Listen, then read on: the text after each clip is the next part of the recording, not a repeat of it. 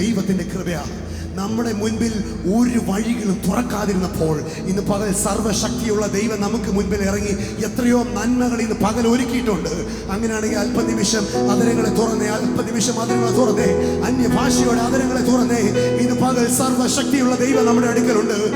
ഇത്ര രക്ഷിപ്പാ, ഇത്ര കരുണ, ഇത്ര സ്നേഹിപ്പാ,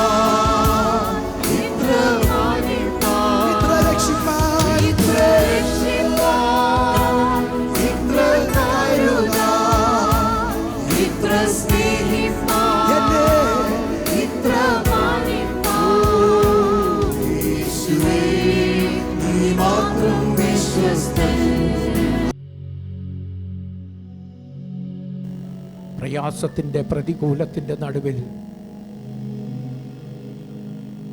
ഈ ദൈവത്തെ പാടി സ്തുതിക്കുവാൻ നിന്റെ നാവ് തുറക്കുന്നുവെങ്കിൽ, വായി തുറക്കുന്നുവെങ്കിൽ, നിന്റെ കരങ്ങളെ അടിച്ച് ദൈവത്തെ സ്തുതിക്കുവാൻ നീ തയ്യാറാവുമെങ്കിൽ,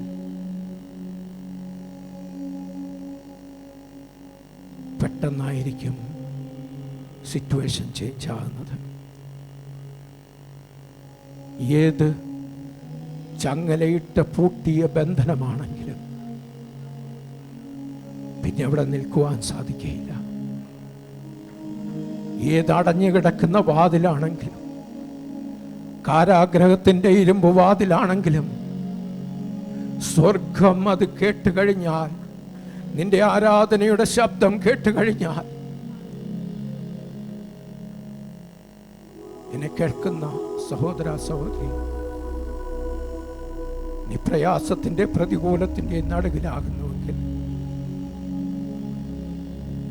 നീ വെറുതെ വന്നിരുന്ന് പാടുന്ന സമയത്തെ പാട്ട് പോലെയല്ല.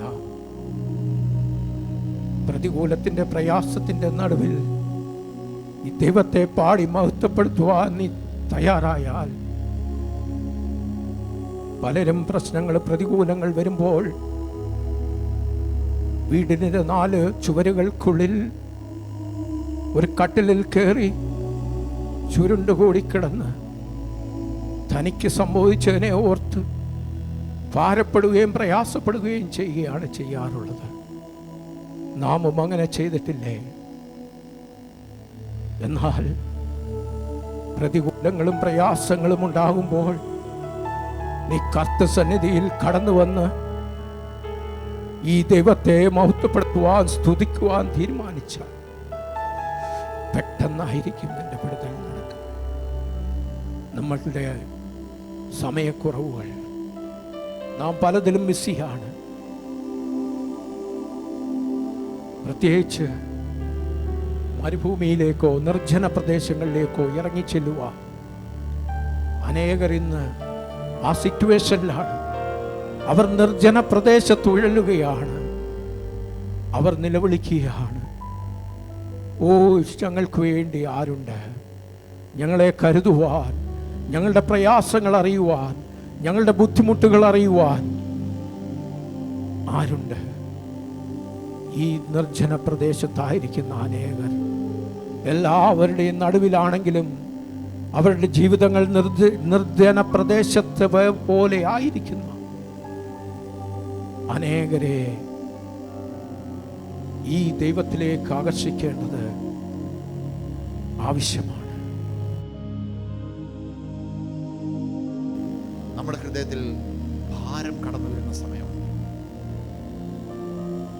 ഒത്തിരി ഭാരപ്പെടുന്ന സമയങ്ങൾ, ഹൃദയം കലങ്ങുന്ന അവസ്ഥകൾ വരുമ്പോൾ വചനം പറയുന്നു, യോഹന്നാന്റെ സുവിശേഷം 14:1 പറയുന്നു, നിങ്ങളുടെ ഹൃദയം കലങ്ങി പോകരുത്, ദൈവത്തിൽ വിശ്വസിപ്പീൻ, എന്നിൽ വിശ്വസിപ്പീൻ. വചനം പവർഫുൾ ആണ്. കാരണം ആ വചനം നമ്മളെ ക്ലെൻസ് ചെയ്യുന്നതാണ്.